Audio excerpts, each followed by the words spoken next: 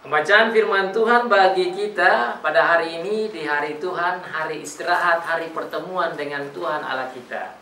Diambil dari kitab Yohanes pasal 20. Yohanes pasal 20, kita sudah sampai di perikop yang berikut, yaitu ayat 19 sampai ayat 23, berhubungan dengan penampakan diri Tuhan Yesus kepada murid-muridnya.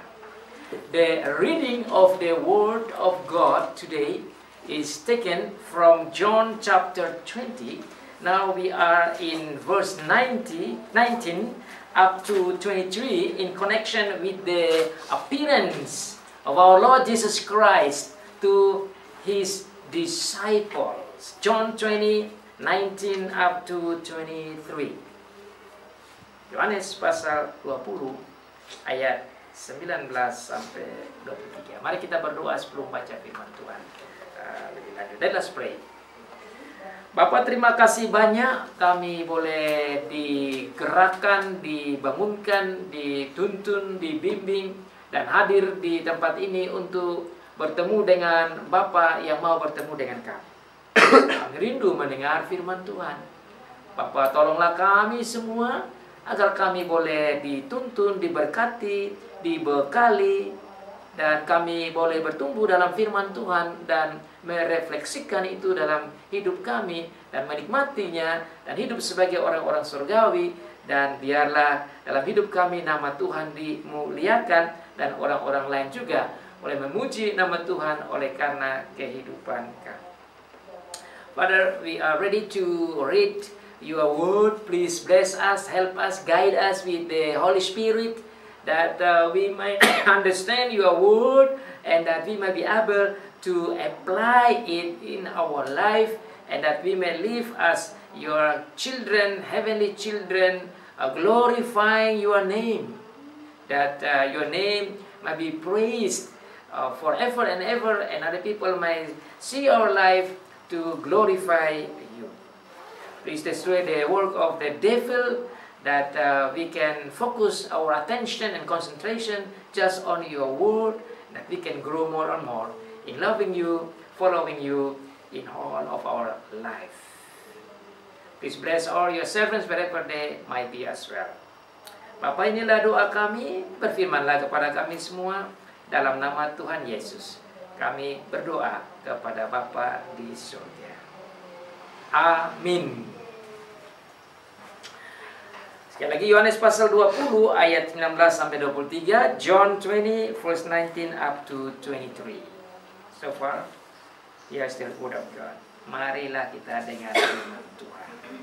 Ketika hari sudah malam pada hari pertama minggu itu, berkumpullah murid-murid Yesus di suatu tempat dengan pintu-pintu yang terkunci, karena mereka takut kepada orang-orang Yahudi.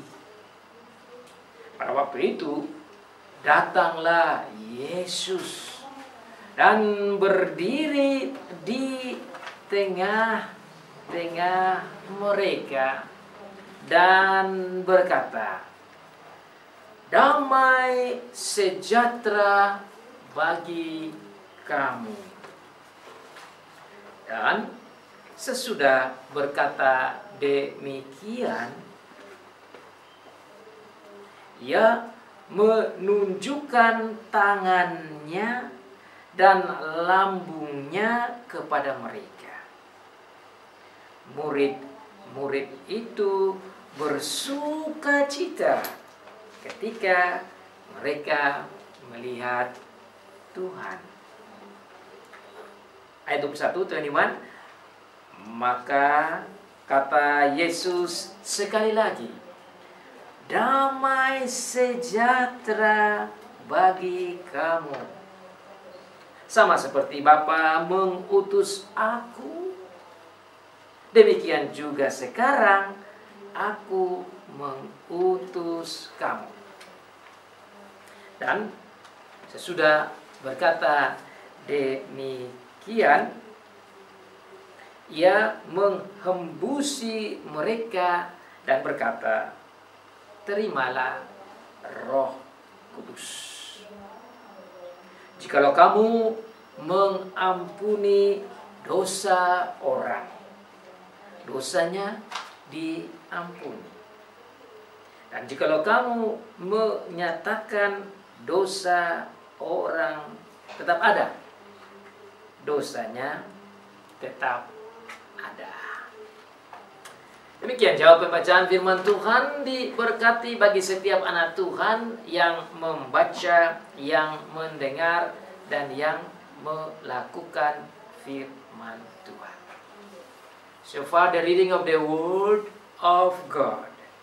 Blessed is he who reads and those who listen and obey the Word of God. Penampakan diri Tuhan Yesus kepada murid-muridnya. Itu adalah tema khotbah bagi kita pada hari ini. The appearance of our Lord Jesus Christ to his disciples. The appearance of our Lord Jesus Christ to his disciples. Ada 5 poin yang akan kita pelajari pada saat ini. Yang pertama, ia membuktikan bahwa ia hidup, ia membawa damai, ia memberikan perintah untuk memberitakan Injil, ia memberikan Roh Kudus, dan ia memberikan kuasa untuk mengampuni. Saudara-saudara bisa lihat di bulletin sini. You can see in the bulletin, those are the 5 points over there. Number 1, he gives a proof that he is alive.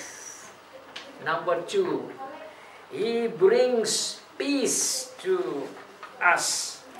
Number 3, he gives the commandment to bring the gospel to the world. Number 4, he also gives them the Holy Spirit. And the last one, he gives them the power, authority to forgive others. Jadi 5 poin ini adalah guide-nya, poin-poin untuk kita memahami firman Tuhan. Tuhan Yesus menampakkan dirinya kepada murid-muridnya. Dia membawa bukti kehidupan, dia membawa damai, dia membawa perintah Injil, dia membawa Roh Kudus, dan dia membawa pengampunan. Jadi ada hidup, ada damai, ada Injil, ada Roh Kudus, ada pengampunan. To summarize it easily, you get the life, you get the peace, you get the gospel, you get the Holy Spirit, and you get the forgiveness. Those are amazing things that Jesus did when he came to appear to the disciples. Sekali lagi pendeknya saja supaya kita bisa ingat, pulang ke rumah 5 poin penting dari penampakan diri Tuhan Yesus itu datang dengan penampakannya. Poin pertama, dia bawa hidup, dia bawa damai, dia bawa Injil, dia bawa Roh Kudus, dan dia bawa pengampunan. Supaya tidak lupa, kita sama-sama sekali lagi ya. Dengan penampakan dirinya, Tuhan Yesus, dia bawa hidup. Dia bawa damai. Dia bawa Injil. Dia bawa Kudus. Dan dia bawa pengampunan. Yang berbahasa Inggris, let's do that as well in English. Through his appearance to his disciples, he brought life, peace, gospel, Holy Spirit, and forgiveness. Amazing, amazing. This is good news. Ini ya berita sukacita. Let us go one by one. Ayo kita lihat satu per satu. Yang pertama, dia membawa hidup. Why this point is very important? Kenapa poin ini sangat penting? Karena Semua orang membutuhkan hidup setelah mati. Apalagi pada saat itu banyak orang, khususnya dari kaum Saduki, mereka tidak percaya adanya kebangkitan dari orang mati. During that time, the Sadducee, they don't believe there is resurrection from the dead. So that's very important for the Jews at that time. See the importance of life after death. This is a proof. Number two, why this is important? Kenapa ini penting? Bukan saja untuk orang Saduki, tapi juga untuk orang Farisi dan juga orang-orang Yahudi pada saat itu. Bukan saja untuk orang Yahudi pada saat itu, orang Israel pada saat itu, tapi juga untuk kita pada saat ini. It's also good for you and me, not only for those Jews, also for you and me, untuk saudara dan saya. Kenapa? Karena kita semua takut menghadapi kematian.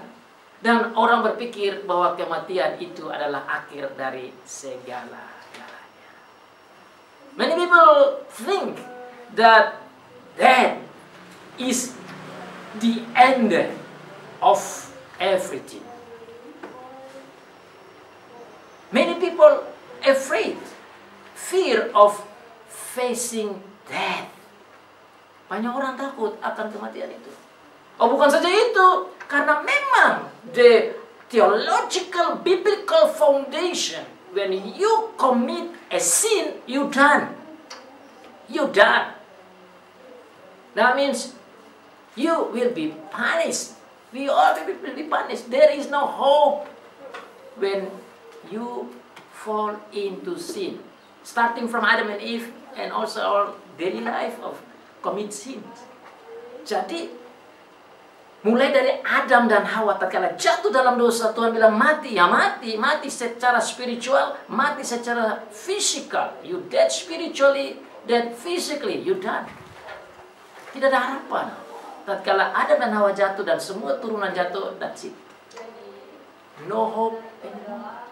Makanya poin pertama ini sangat penting. That's why the first point here is very, very significant to be studied and remembered and pondered and believe that we can have comfort and we can face our life, even death, and the life after death. Makanya poin ini penting karena kita bisa menghadapi hidup ini, menghadapi maut, mati setelah hidup ini, dan hidup setelah kematian. Ini poin sangat penting, saudara-saudara. Kita boleh mau kerja, cari hidup, cari uang. What's the point of all of that? Untuk apa cari uang banyak-banyak, kerja capek-capek, terakhir tidak tahu apa hidup ini setelah kehidupan atau menghadapi kematian. Makanya saudara, number one ini adalah poin yang menurut saya membawa sukacita dan penting sekali bagi kita dan bagi murid-murid itu. The appearance of Jesus to his disciple to prove that he is alive is very, very, very, very important. This is good news. Because this is the heavenly solution, biblical solution, spiritual solution, theological solution, psychological, logical solution, even physical solution in facing death because of sin. Ini adalah solusi biblikal secara alkitabiah, solusi secara rohani, solusi untuk jiwa kita, solusi untuk tubuh kita yang menghadapi kematian itu.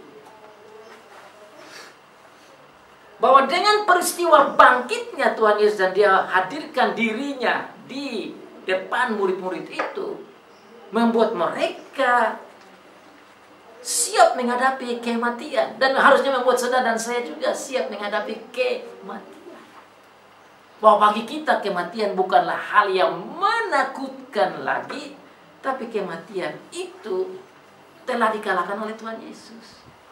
Sehingga kita ada harapan. We have deep, great hope in our Lord Jesus Christ. That we also have that life.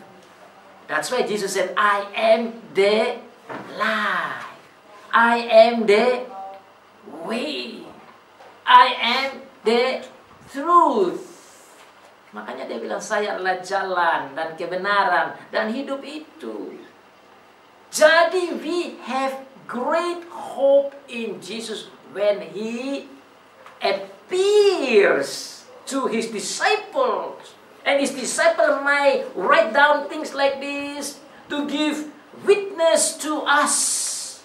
And that we can bring this great news to other people that there is hope in Jesus.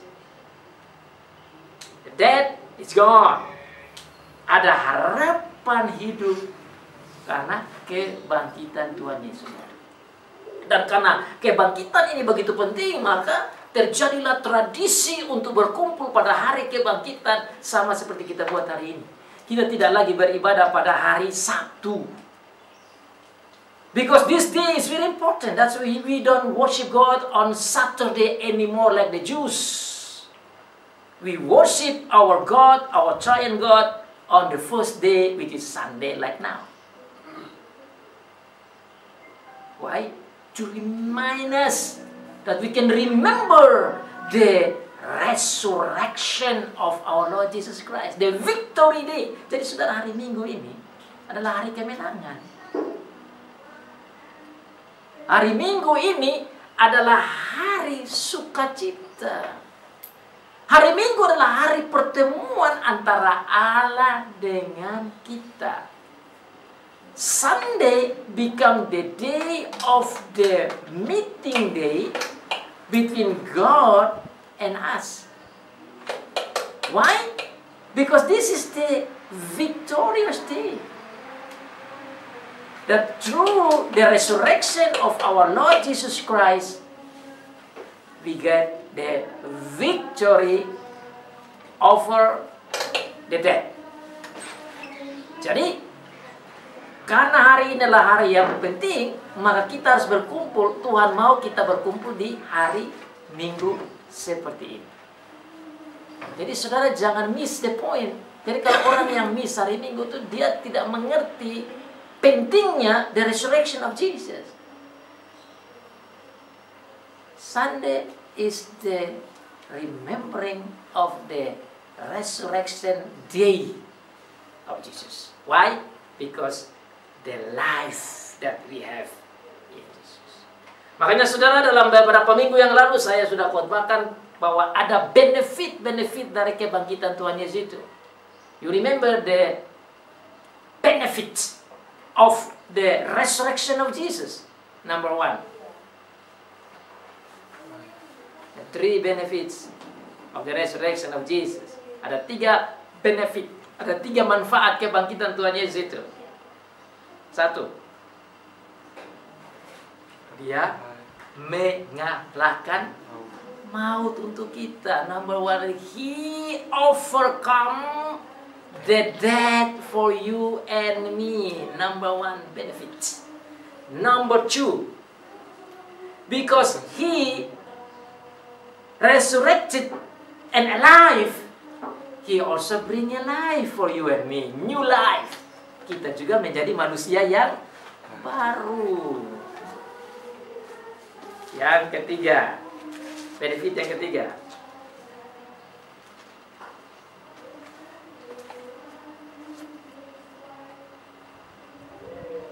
Number 3, number 3.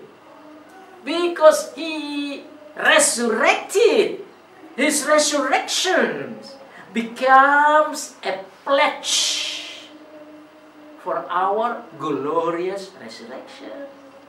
Karena Dia bangkit, ini jaminan kita juga akan bangkit. Pledge, jaminan. Itulah yang membuat kita bersukacita. Oke, ulang lagi. 3 benefit dari kebangkitan Tuhan Yesus. 3 manfaat kebangkitan Tuhan Yesus dalam bahasa Indonesia. Bahwa dengan kematiannya, kebangkitannya Dia mengalahkan kematian atau maut. Nomor 2, kebangkitannya membuat kita dapat hidup yang baru, new life. Nomor 3, kebangkitannya memberikan jaminan untuk kita. Dalam bahasa Inggris, by his resurrection, he overcome the death. Number 2, he gives us new life. And the last one, his resurrection become pledge, the pledge for our glorious resurrection. Makanya saudara lihat baik-baik dalam ayat firman Tuhan ini, luar biasa. Tuhan Yesus ini betul-betul dia, seharusnya kalau dia bangkit, dia bisa saja langsung naik ke surga. Logically, he can go to heaven right away, right? But actually, he took 40 days yet. Dia mengambil 40 hari lagi dulu untuk appear. What's the point of appearance itu? Untuk apa dia tampakkan dirinya selama 40 hari itu? Tujuannya supaya semua percaya bahwa memang dia kalahkan maut. Supaya semua percaya bahwa dia jadi jaminan keselamatan itu. Supaya semua percaya bahwa ada hidup di dalam dia. That is very, very, very, very important. Because that is very important. That's why he needed to appear and appear and appear. Makanya dia harus menampakkan dirinya berulang kali itu. Sangat penting, saudara-saudara. Dan kenapa ini penting? Supaya jangan sampai ada orang yang menyangkal, menolak, dan tidak menerima kebangkitan itu. So the next reason is that so people should not deny, refuse, or don't believe about this resurrection of Jesus. This is very important. And you can see that how many times he appeared to the disciples, to the people, to Maria Magdalene, and even in 1 Corinthians 15, they say that he even appears to more than 500 people. Lebih dari 500 orang itu, kalau 500 saja kita kali dengan 2 mata itu 1000 mata ya. Maka 1000 mata yang ada itu harus menjadi penyaksi-penyaksi. More than 500 people, you can say more than 1,000 eyes become the eyewitness about his resurrection. So they can tell to the world that yes, Jesus resurrected. Yes, Jesus alive. Itu saudara-saudara maksudnya.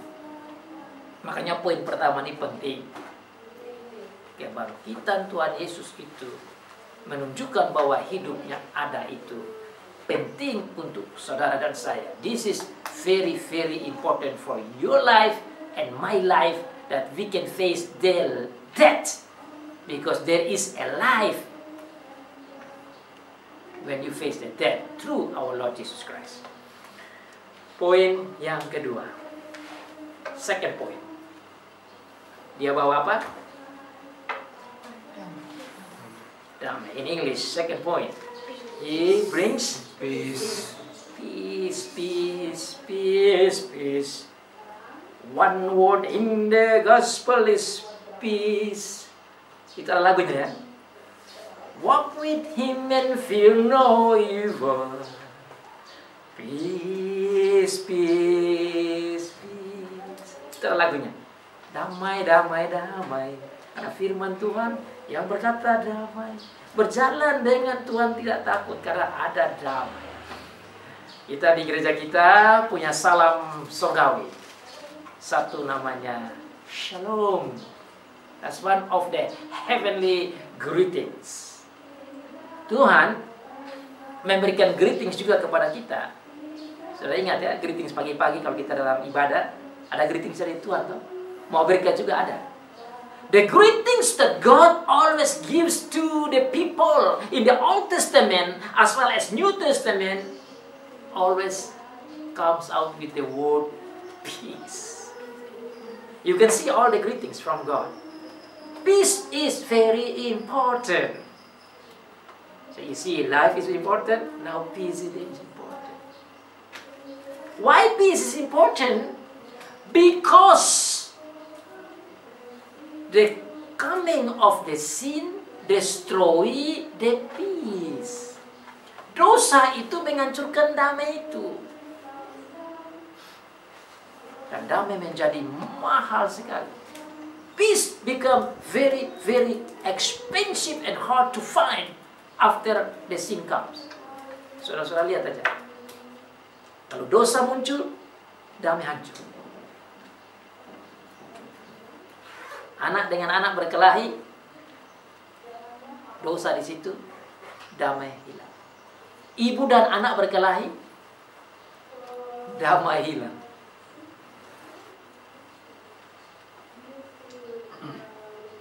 Saya lihat di sini ada Ibu Yusi, jadi pasti paham bagaimana ketegangan dalam keluarga. Saya lihat di sini juga ada Kak Marsha dengan adik-adik di sini. Ibu Noji saya lihat di sana. Saya juga lihat di sana. Ada Mbak Lala juga di sana. Pasti tahu itu bagaimana kalau konflik-konflik terjadi. Kalau konflik terjadi, dosa terjadi, damai hilang. Itu cara lihatnya di situ. Damai menjadi mahal. Dan damai itu dihancurkan oleh pekerjaan iblis. Karena iblis maunya itu bukan damai. Dia mau itu konflik. Iblis menciptakan konflik supaya manusia tidak menikmati damai. Damai yang ada yang Tuhan kasih bagi manusia itu sebenarnya itu surganya bagi manusia. When there was not sin in the beginning in the garden of Eden, that is heaven for them because that was full of peace. Di taman Firdaus itu penuh dengan damai. Damai dengan Tuhan, damai dengan mereka.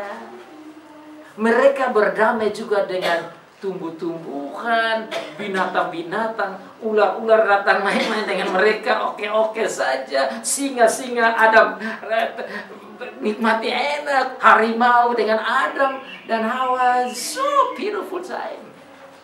That's heaven. So the creation of God, that God created the world, had peace with man. Man and creation, man and God have great peace. But because of that sin, karena dosa itu, damai yang indah itu menjadi hancur.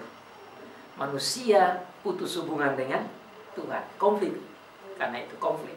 Manusia dengan manusia juga menjadi hancur. Adam dan Hawa mulai start berkelahi. Startnya apa? Hawa bilang apa? Ini ular. Terus Adam bilang ini perempuan. Tuduh menuduh, itu konflik terjadi. Dan bukan saja konflik antara manusia, konflik juga dengan binatang, dengan tumbuh-tumbuhan dan dunia. Manusia harus kerja keras, keringat keluar dulu baru dapat. Itu bagian dari tidak ada damai. Maka damai sangat dibutuhkan oleh manusia. That's why peace is very important and God knows man need the peace, and that's why He promised for the coming of the Prince of Peace. Makanya Dia janjikan datangnya Raja Damai. Yesaya pasal yang ke-9 itu bahwa Dia adalah Raja Damai. Jesus is the Prince of Peace. Because He is the Prince of Peace, He now say to His disciples, peace be with. Karena Dialah yang membawa damai itu, Dia datang memberikan damai, membawa damai. Apa maksudnya bawa damai itu? Dialah yang mati di kayu salib itu dan hidup kembali, yang membawa damai dengan Bapa. Sekarang kita punya relasi dengan Bapa. You can communicate with the Father peacefully because of Jesus. We can have peace inside us because of Jesus. We have the peace with other people because of Jesus. So now we may enjoy that peace from Jesus. That's why He said, peace be with you. You need this peace. I am working for you. Now you get it. Sekarang pertanyaannya bagi saudara dan saya. Kita sudah dapat peace. Maukah kita menjadi pewarta damai itu? Maukah kita menjadi pelaksana peace itu? Maukah kita menjadi penikmat peace itu? Maukah kita menjadi pemantul-pemantul damai itu? Now that you get that peace, are you willing to be the reflector of peace? Are you willing to bring the peace, the proclamator and preacher and teacher of peace? Are you willing to become peacemaker? Are you willing to show to the other people that you have that amazing, wonderful, heavenly peace? Ini yang harus saudara-saudara dan saya renungkan. Sehingga kita betul-betul menjadi orang penikmat, penerima, pemantul, pelaksana damai. Saudara, ini lebih dari uang, saudara. Talking about peace more than money. You have a lot of money, if no peace, your life is almost like little hell. And that's why, don't be surprised when you hear the news, somebody is so rich, and then they kill people, and then they kill themselves. Because that guy don't have that peace. You can. Even though you have a simple life, peace is a wonderful thing, amazing thing. Nah, kalau saudara punya ini, menurut saya, saudara orang yang paling kaya di dunia ini. You become the most richest person in the world because you get this peace. Damai ini lebih dari uang. Damai ini lebih dari segala-galanya. Tapi kalau damai dihancurkan, saudara menjadi orang yang termiskin di dunia. If you don't have that peace and you get the conflict, you become like the poorest man in the world. Why? Because you cannot sleep, even you cry because of the conflict. Your life become miserable when the peace is not there. Your life become miserable when your life full of conflict. That's why it's better that we don't create conflict. That's why we need to understand this word of God. That's why we need to understand the peace that Jesus brings for us. Penting sekali kita mengerti damai yang kita dapat dari Tuhan Yesus ini. Kalau kita punya damai itu, tidur nyenyak, makan enak, kerja gampang, nikmati semua hidup kalau ada damai. Tapi kalau hidup itu, damai itu tidak ada. Kalau orang Kupang itu dia punya istilahnya ada, saya kasih tahu. Orang Kupang bilang kalau damai tidak ada tuh kekodok bangka. Itu bahasa Kupang ya, Manojit senyum karena dia paham itu. Bahasa Indonesianya, tenggorokannya bengkak seperti ada batu di sini, makanan tidak bisa masuk karena konflik. Istrinya mau kasih makan seenak apapun, tidak bisa masuk. Kenapa? Karena kedongkolan konflik. Damai tidak ada, makan rasa tidak bisa masuk lagi. Coba saudara lihat, kalau orang konflik bisa duduk sama-sama makan, tidak bisa. When you have conflict in your connection, relationship, family, whatever, your throat becomes swollen. Like there is a big stone inside here and the food cannot go in because of the conflict. But if you have peace, even you only eat rice without anything, you can swallow it. You eat with peace. That's why in Indonesia, kalau mau makan dibilang apa? Selamat makan. Sudah tahu artinya? Selamat itu datang dari kata salam. Salam. Peace. Eat with peace, so there will not any stone in here.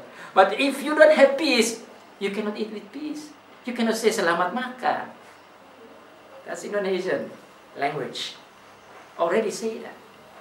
Karena kita ada damai, biarpun hanya makan nasi saja dengan garam masuk. Tapi kalau konflik seperti batu, biarpun ada macam-macam enak di meja itu tidak bisa masuk.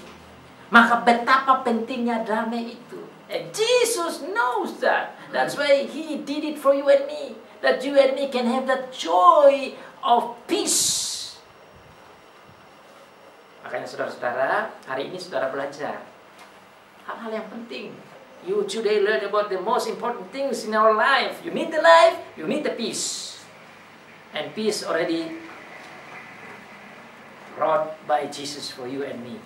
Make you and me rich because of the peace with God, the peace in ourselves, and the peace with others.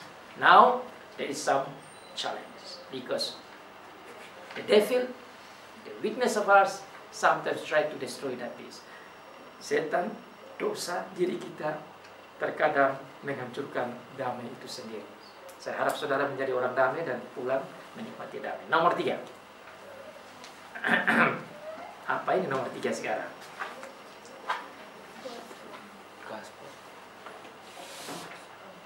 You got the life, you got the peace. Number 3, hidup damai.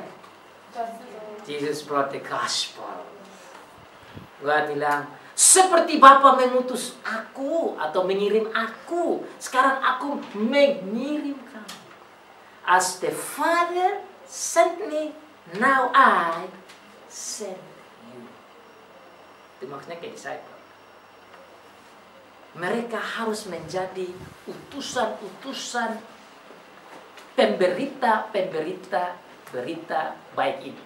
They must become the witnesses of the gospel of the resurrection of Jesus in bringing the victory over death.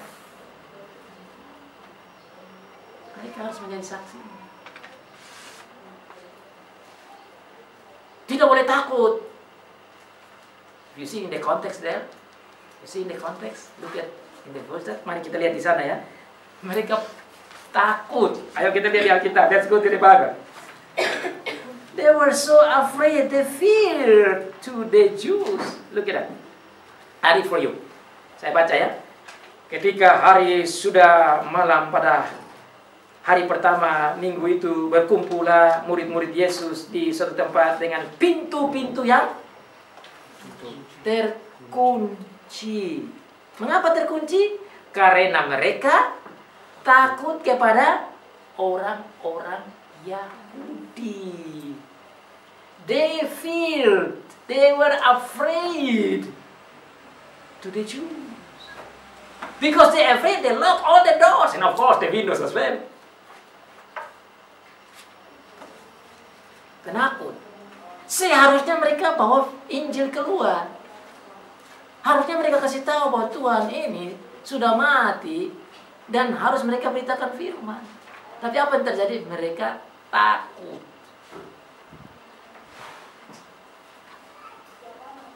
In order to solve that problem, Jesus tiba-tiba terkunci semua, tiba-tiba boom, ada di depan mereka. Apa tujuannya Tuhan Yesus datang di depan mereka dan kasih tahu dia hidup dan kasih tahu damai? Karena dia mau mereka harus buka pintu dan bawa Injil tentang kehidupan, tentang kedamaian, tentang kebangkitan dia. They must become the witnesses of Him about His resurrection. Mereka harus keluar bawa itu. Makanya dia bilang di sini, aku mengutus kamu. Mereka harus buka pintu dan sampaikan firman.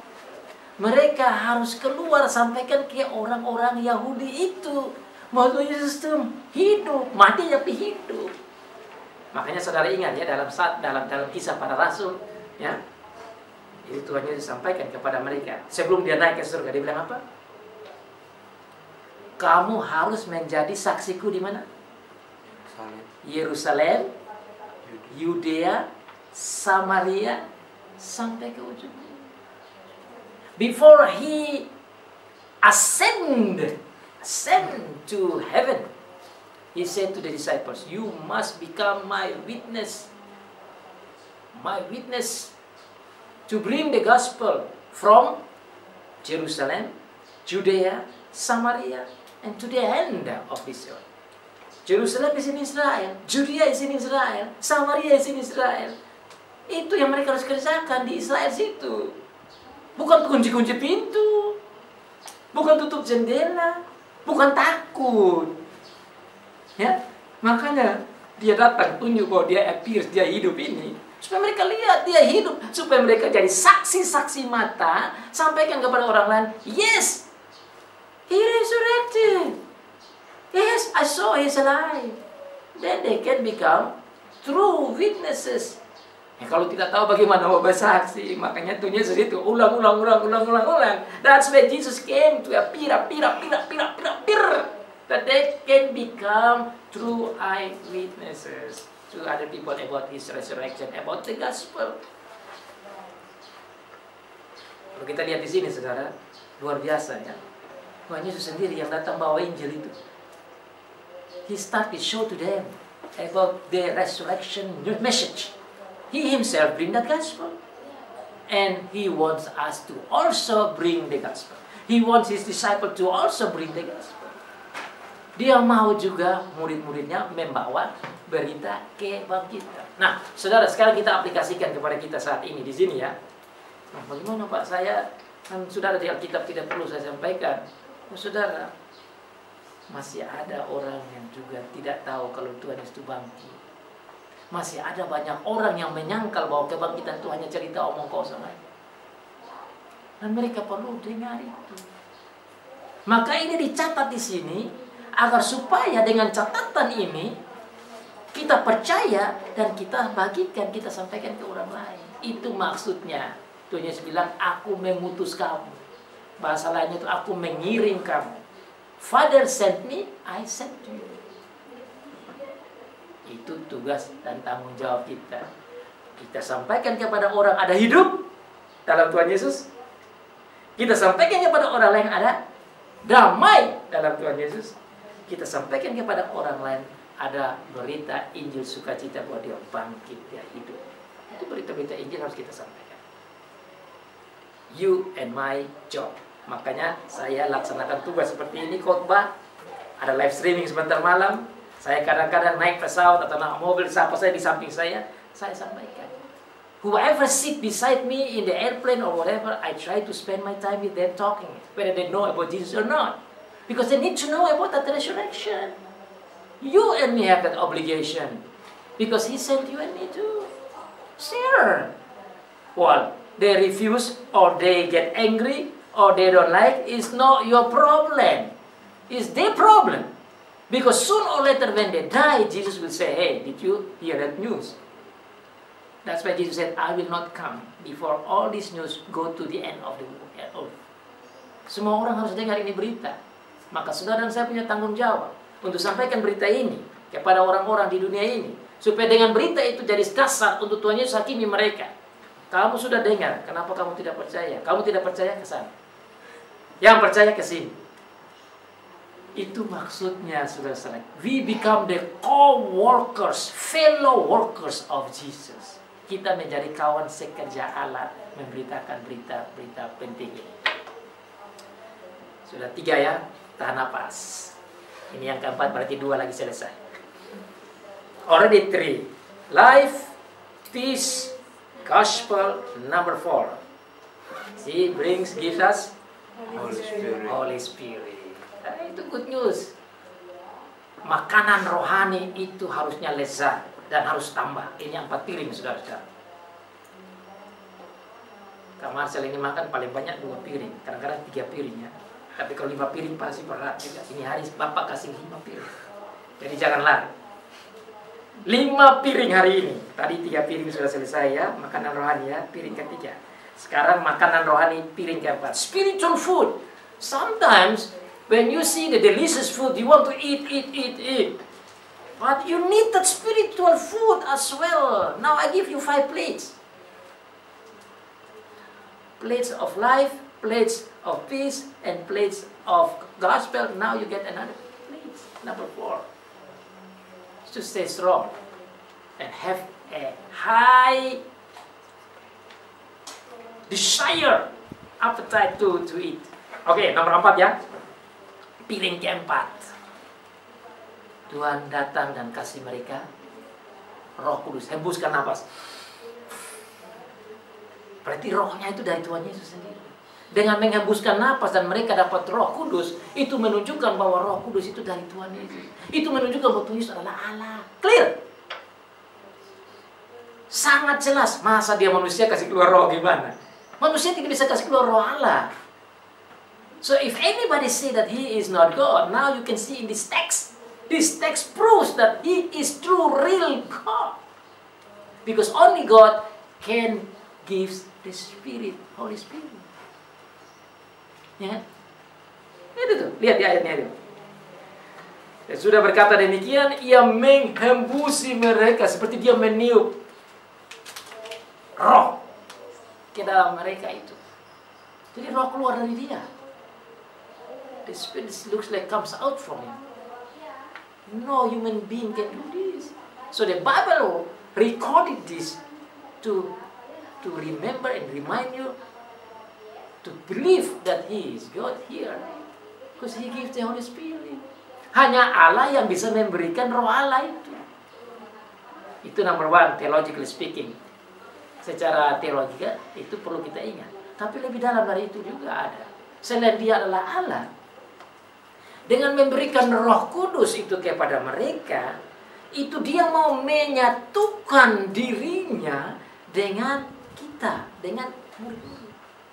By giving the Holy Spirit, He wants to unite us, that we are one, as He was praying in John 17, that we are one. Itu ada lagunya, supaya tidak ngantuk ya.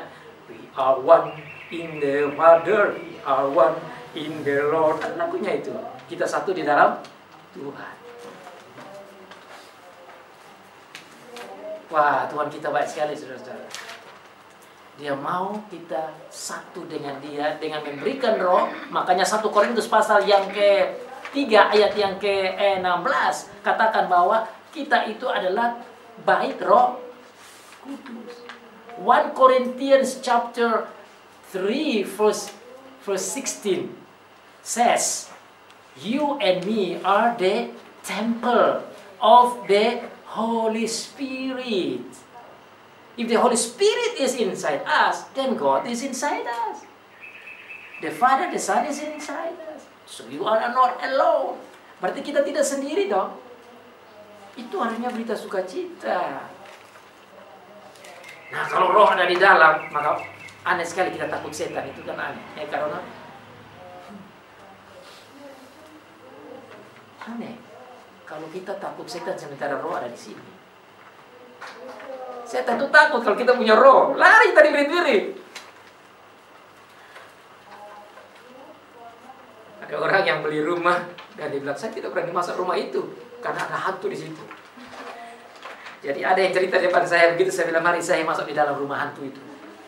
Saya yakin saya masuk, tuh hantu semua lari. Kenapa? Roh saya besar, karena roh Tuhan.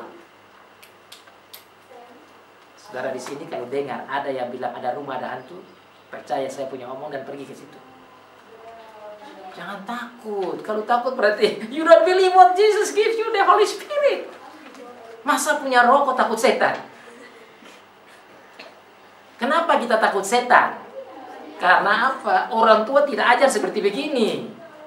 Why people afraid and fear of Satan or little spirit or evil spirit? Why?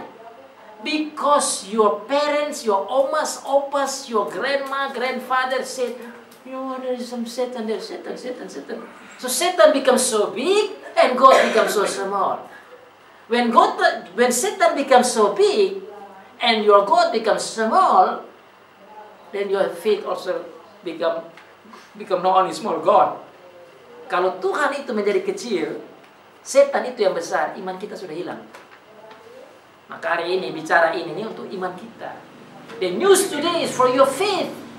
That you have amazing God, Holy Spirit ada di dalam itu. Nah, itu untuk hal spiritual ya. Jadi ada di sini yang takut-takut setan itu mulai hari ini jangan ada lagi yang saya dengar di sini ada yang takut-takut setan. Jalan di kubur jangan sampai takut di kubur. Lihat pohon-pohon besar jangan sampai itu takut. Kenapa? Karena memang salah ajar. Hari ini saudara belajar ini. Roh ada di dalam kita. Bukan saja itu. Kalau roh ada di dalam kita, saudara, ini penting karena roh itulah yang akan membuat kita tuh mengingat firman Tuhan. The Holy Spirit helps you to remember of the word of God that you can give to other people. You can become the proclamator and preacher and teacher of the gospel, as he mentioned in number 3 before, through the work of the Holy Spirit. Itu yang disebut oleh Calvin, seorang reformator, namanya Yohanes Calvin. Dia bilang Roh Kudus itu adalah guru batin kita.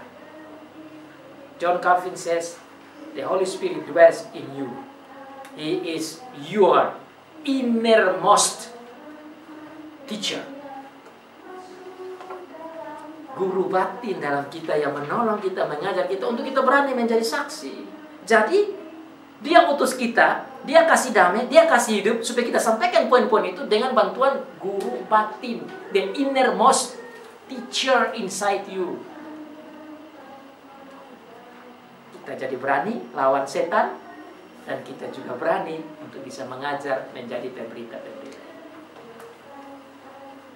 Piring yang kelima.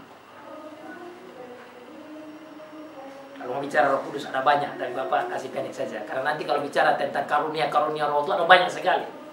Saudara jadi pintar, saudara punya hikmat, segala macam itu karunia Roh semua.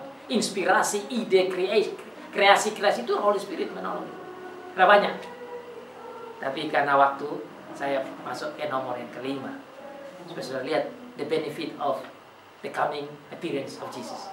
Betapa pentingnya kedatangan penampakan diri Tuhan Yesus yang terakhir, nomor 5. What is that? Pengampunan, forgiveness of sins. Everybody needs that. If Jesus did not die on the cross and not resurrected again, we don't get that forgiveness. We get the forgiveness of sins because of Jesus. And that's why we got the peace.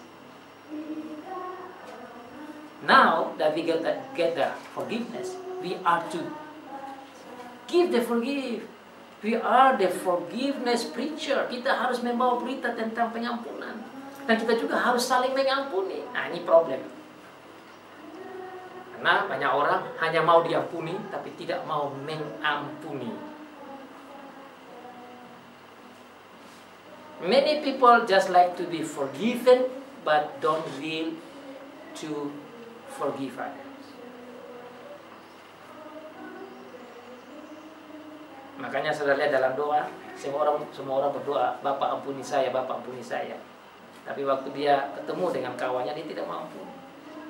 Dia mau diampuni, tapi tidak mau mengampuni. Tapi itu hanya bisa kita mengampuni kalau kita tahu berita pengampunan itu. Tapi berita pengampunan itu Tuhan kasih kepada the disciple. The forgiveness of sins is given to the church. That the church may forgive people who have done wrong.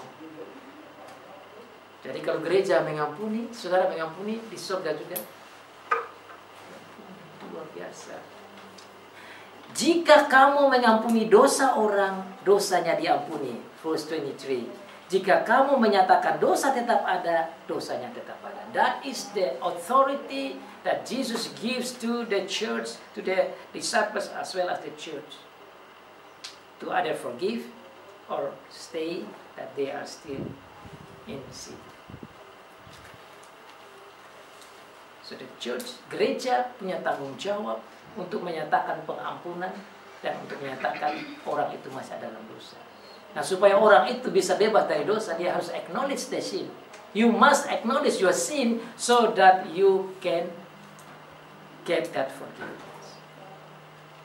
Makanya saudara-saudara, saya pikir baik juga untuk kita paham ini untuk kita juga saling mengampuni. We are to give the forgiveness and to ask for the forgiveness because of Jesus' resurrection. He brings us the forgiveness of sin. Saudara, dengan 5 poin ini, saya harap saudara-saudara betul-betul kenyang. I hope that by these 5 points today, you go home with full of spiritual food. Karena Cici dengan kawannya siapa ya di sana nih? Kak Osin ya.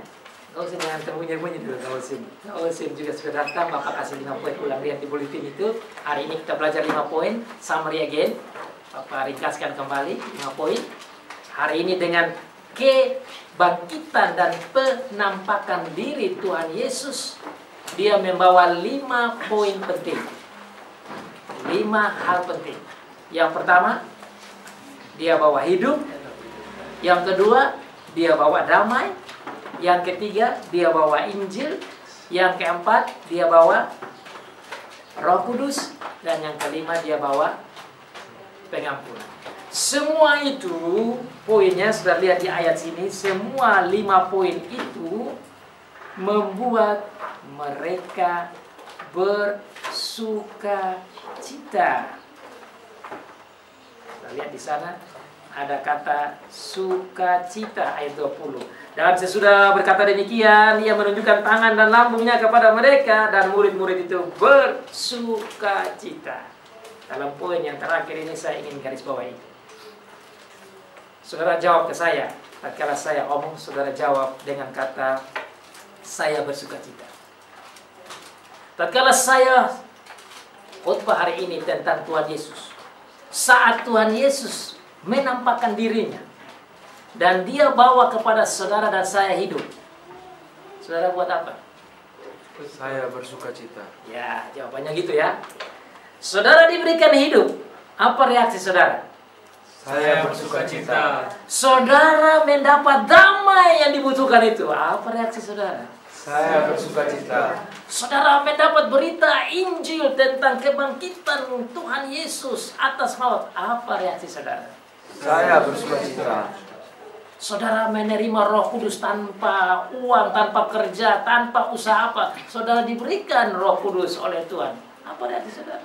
Saya bersukacita. Saudara mendapat pengampunan dosa yang saudara buat dalam nenek moyang dan dosa saudara-saudara, apa reaksi saudara? Saya bersukacita. You say in English, when you get the life, everlasting life because of Jesus, what is your reaction? I rejoice. When you get the life, what's your reaction? I You rejoice. got the peace. What's your reaction? I am rejoice. You got the gospel, the good news. What is your reaction? I rejoice. You got the Holy Spirit freely, and the Holy Spirit dwells in you. What is your reaction? I rejoice. Now you got the forgiveness of sins from God. What's your reaction? I rejoice. Well, you prove to me. Sing together. Rejoice in the Lord always, and again I say rejoice. Rejoice in the Lord always, and again I say rejoice. Rejoice, rejoice, rejoice, and again I say rejoice. Once again, rejoice.